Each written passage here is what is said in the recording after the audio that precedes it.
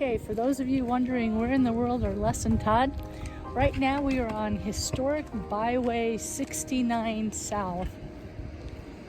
And we're on our chicken route because there are all kinds of fried chicken in the state of Kansas. So we're Les and Todd now. We are on our way we are in Kansas off of Highway 29 or Byway 69, excuse me. The military byway. The military byway. And we are investigating all of the various Civil War sites and kind of freedom nowhere, sites. you could say. Definitely a one-lane road. Holy smokers. No way we can pull off to the side of this one. Nope. Glad we got a truck. Yes. So we've got a nation at odds going on.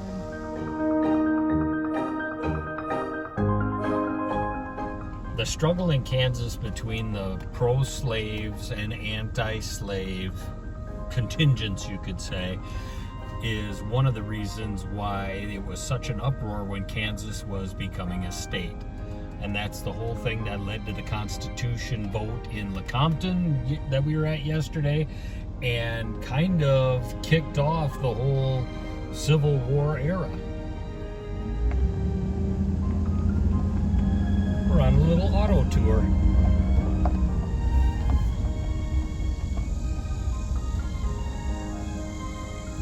John Brown, we learned about him yesterday, right? Yes, we did. The Underground Railroad.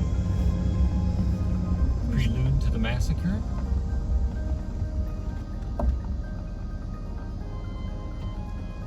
On the morning of May 19th, 1858, 20 to 30 pro-slavery men arrived on horseback. This must be where it took place. That's what we're thinking. What'd you learn? Benjamin Reed was the one guy that survived. 5 lived, 5 died, and 1 was uninjured. But they took all 11 of them, lined them up in this ravine, and gave the order to fire. So the one that lived, somebody shooting at him missed. And he pretended to be dead.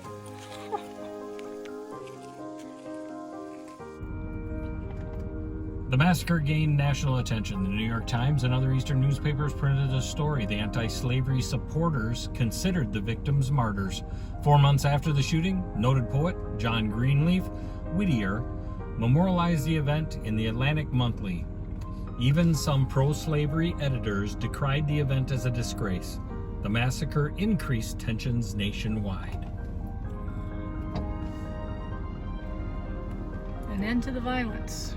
This massacre was one of the most violent incidents in Kansas territory, fueled by the issue of slavery. By this time, the anti-slavery forces had gained control of the political process in Kansas. 19 months after the massacre, the governor signed an act that prohibited slavery in Kansas territory.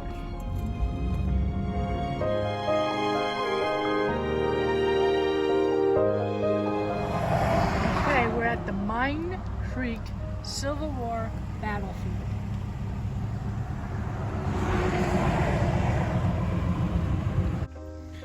Battle of Mine Creek. Historic site. Just doesn't happen to be open today. One of the largest cavalry battles of the Civil War was fought in the fields around Mine Creek.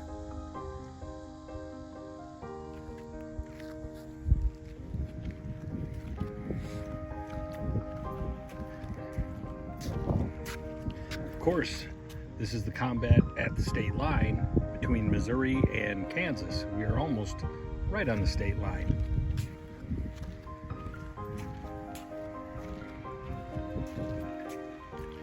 Kind of gives you an idea of how the fortifications were set up. And out here is where the battle actually occurred.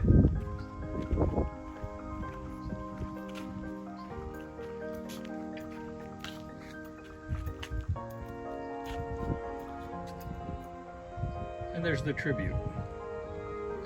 Largest Civil War battle in Kansas. Many Confederates were captured and more than 600 were killed or wounded. Union casualties numbered approximately 120. Decisive Union victory contributed to the defeat of the 1864 Confederate invasion of Missouri and Kansas. Shut the door. Here's the visitor center, and if you can look inside there, yeah, if we could actually go in there, I bet it'd be really interesting because you can see they have a cannon, they have different displays, and of course they have a little area where you sit and they probably talk to you and explain to you all the different things that happened in the battle. One of the major advantages that the Union soldiers had was they had carbines, which means they didn't have to reload like muzzle loaders, their muskets did. So a lot of the Confederate troops took one shot off horseback and then retreated or used their rifles as clubs. The Union Army could reload real quickly while on horseback and keep firing. That's how a smaller force ended up actually winning this battle. Oh, and by the way, the General Marmaduke was captured at this event, which is interesting considering I just thought he was a big dog. The best parts of visiting a place while it's closed? Well, you can tell by the parking lot, we didn't have to wait in line to look at it. Now in Fort Scott.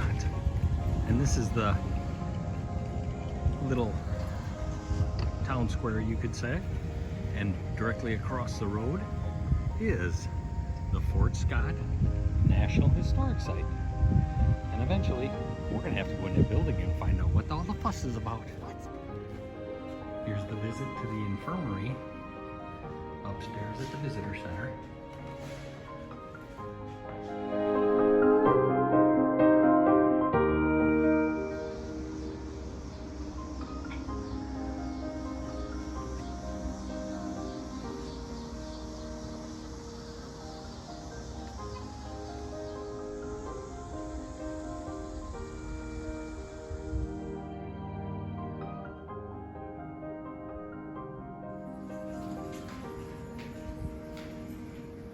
Complete timeline of the fort and a lot of the country, including what a soldier might carry, among many other things. This was the dragoon stable, and the actual stable held 80 horses and of course all the tack that was necessary for the riders. You could definitely tell they were not deer hunting with these fine implements of destruction. But the interesting part to me was when they showed us how they actually carried 12-pound howitzers on horseback. Then when they got to where they needed to be, they would set it up to fire. Huh, who would have thought? And of course they had the field artillery that they took behind the horses, and that was wheeled. And then when you got there, they'd unload it, line it up, and start firing away. Calling 911 Civil War style. Here's your ambulance.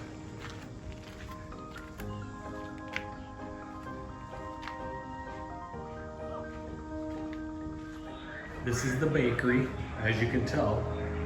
The wood stove had to be cranked up and ready to go. The interesting fact that I saw was that the men were not allowed to eat fresh bread unless it had been toasted. Stale bread was thought to be better for digestion. So that's our problem. You just gotta let it get a little stale and moldy first, then go ahead and eat it. Let me out! I didn't do it! I was framed!